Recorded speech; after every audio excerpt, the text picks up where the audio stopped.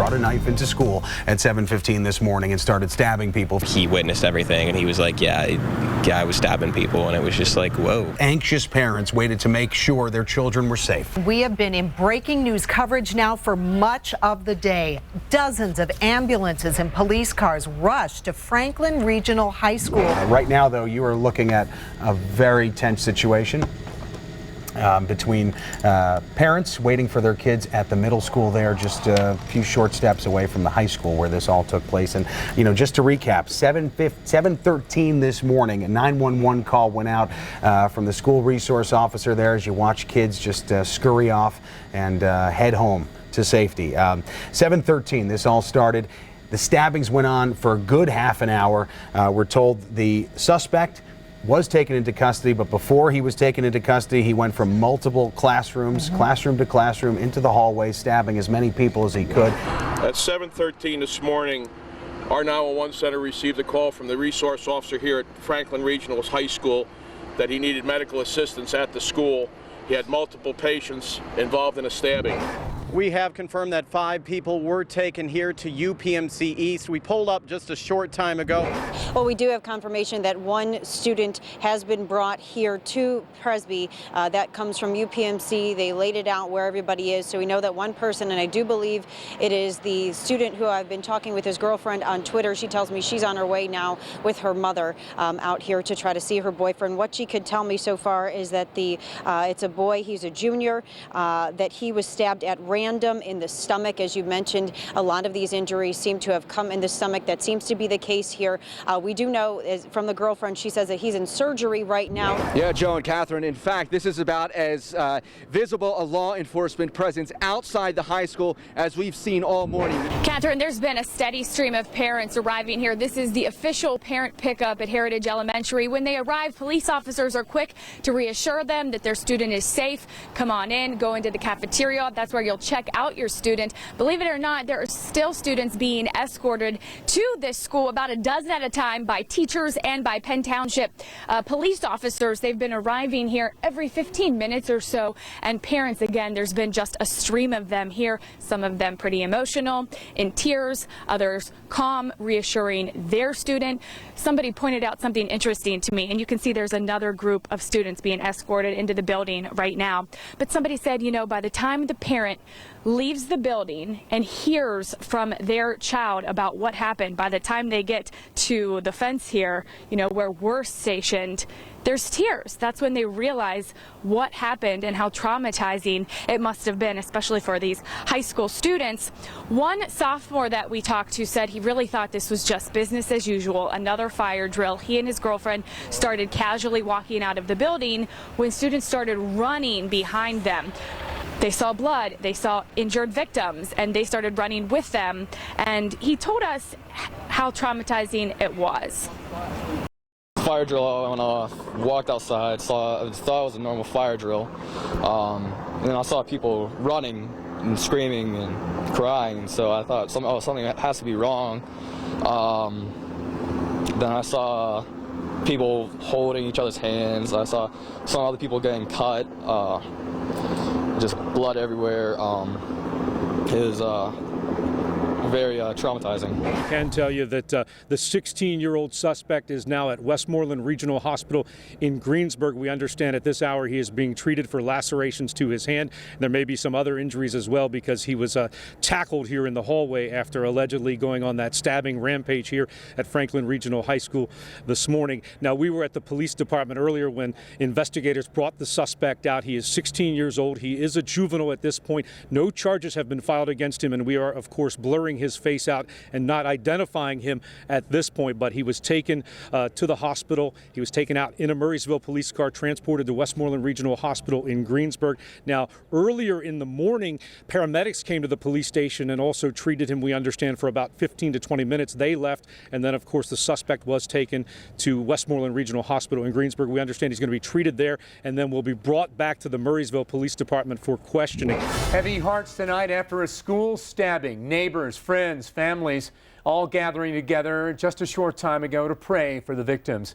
This is a story we've been following since we broke into programming just before 8 o'clock this morning. Yeah, and it's been changing hour by hour. We have Team 11 coverage tonight, but let's get you first up to speed on the latest in this tragedy. Police tell us 22 people were stabbed inside Franklin Regional High School. 21 of the victims were students, and one remains in critical condition tonight. And Lisa, the suspect, 16-year-old Alex Reibel, is being charged as an adult. He is facing 4 counts of attempted homicide, 21 counts of aggravated assault. And tonight, people in Murraysville are leaning on each other for support. They packed into churches to pray for the victims and to comfort one another. The chaos inside the high school erupted just after 7 o'clock this morning. When Channel 11's Joe Holden got the call, he rushed to the campus, and he's been there all day covering this big story for us tonight. He joins us live with more on the day that has left many in this community just wondering why. Joe?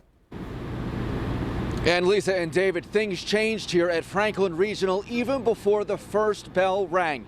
It has been a day full of intense emotion, and the question tonight persists: why? Terrified parents scramble to get to Franklin Regional High as medical choppers lift off with victims. And all of a sudden the fire alarm went off, and we just thought it was a prank. That alarm sounded 8 minutes before first period. By this time, police say 23 students were injured, many of them stabbed. Also hurt a school security officer.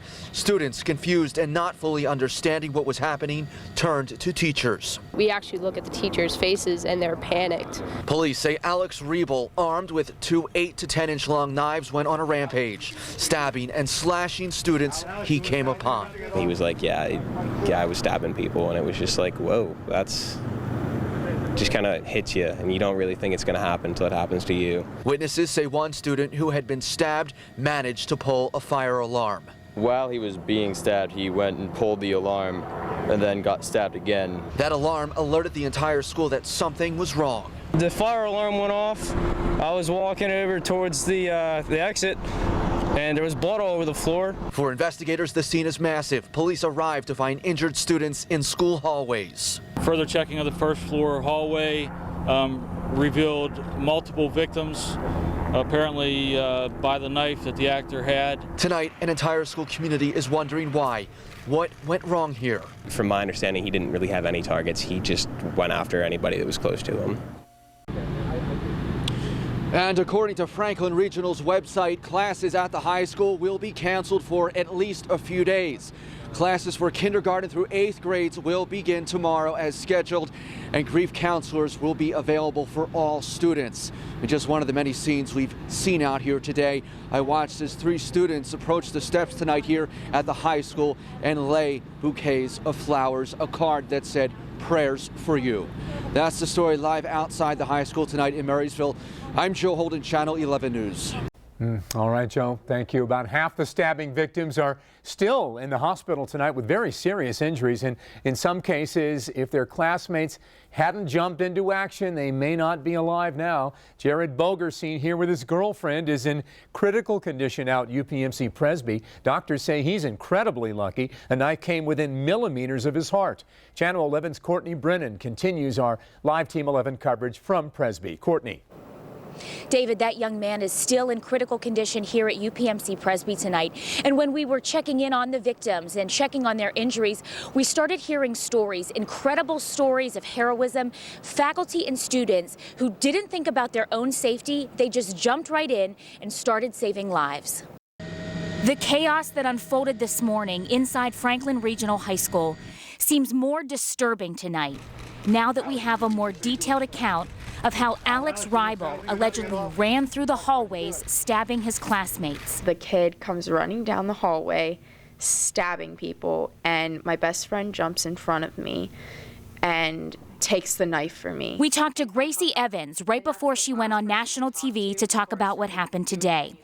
After Gracie's best friend, this boy pictured here, saved her life, Gracie paid it forward, helping another boy who was stabbed in the stomach. I start putting pressure on the wound to stop the bleeding, and I did that for about maybe 10 minutes. Gracie went to the hospital with the boy where doctors told her, "You did a real good thing, because if you didn't do what you did, he probably would have died. Now to the teen suspect at the center of the school stabbing. Tonight, members of the FBI searched his family's home in Murraysville looking for any clues to what might have caused this 16-year-old to attack his classmates. Channel 11 investigator Rick Earl got a hold of the criminal complainant. He's live tonight with what he's uncovered. Rick. Yeah, Lisa, the search for a motive continues. The FBI was here at Alex Ribel's home in this upscale Murraysville neighborhood until about 8:30 this evening, collecting a lot of evidence. Now, earlier tonight, I was in court as Ribel made his first appearance before a judge. 16-year-old Alex Ribel still dressed in a hospital gown, leaving the district justice office in Export Wednesday night after a judge ordered him held without bond. The sophomore showed no emotion as the judge read the charges: 21 counts of aggravated assault and 4 counts of attempted murder. When asked if he understood the charges, Ribel responded, "Yes, I do." Outside the courtroom, his attorney said the family can't explain it. They offer their condolences to everybody involved in this case. They're very upset. They did not foresee this coming at all. This is a nice young man. He's never been in trouble.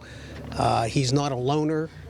He works well with other kids at schools. Tomasi also requested a psychiatric exam, telling the judge, "This is a bizarre incident. I'm not sure he's competent to stand trial." Meanwhile, investigators spent the day at Ribel's home trying to figure out a motive. The FBI confiscated 3 desktop computers and several boxes of evidence. Law enforcement sources tell me that Ribel said nothing as he allegedly went down the hallway slashing and stabbing students.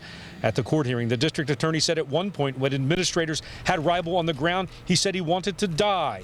Some students also said bullying may have prompted the attacks, and investigators said they are looking into that.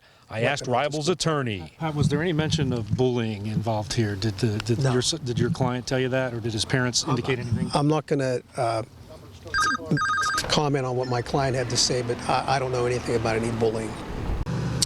Now, Tomasi also said Ribel is a good student raised by good parents who's never had any trouble with drugs or alcohol. He also has an older brother. His brother's a year older. He's a junior at Franklin Regional High School, but he was not in school today because he stayed home sick. Well, tonight, Alex Ribel is in the Westmoreland County Juvenile Detention Center, charged as an adult. That's the very latest. Reporting live in Murraysville, Rick Earl, Channel 11 News. And many of those families are now coming together tonight. They gathered a short time ago to pray for the victims and their families. These are just a few of the images of the young victims touched by today's senseless violence. Channel 11's Pamela Osborne talked to many of their classmates still in disbelief tonight. She is live now with their emotional story. Pamela.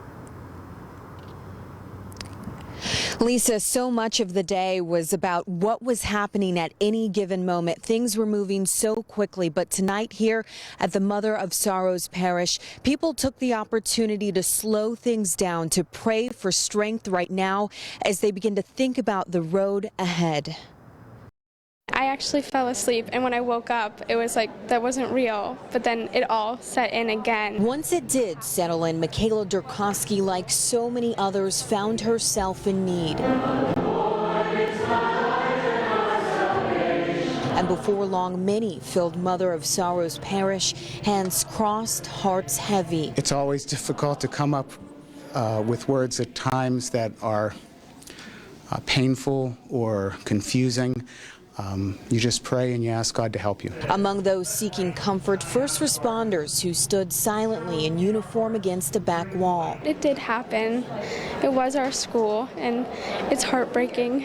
It really is. We gather in prayer, song, and candlelight. With candles lit, they prayed for their children, their classmates, their community. Even the young man police say is responsible for all of their pain. Everyone is in need of God's compassion and mercy and healing. What happened here today was enough to bring former students back. It really hit home that it was important to come home and pray and be with my family. For even they know their presence is needed in the days, maybe even years ahead. Knowing that everyone was here, like the whole community, it meant a lot.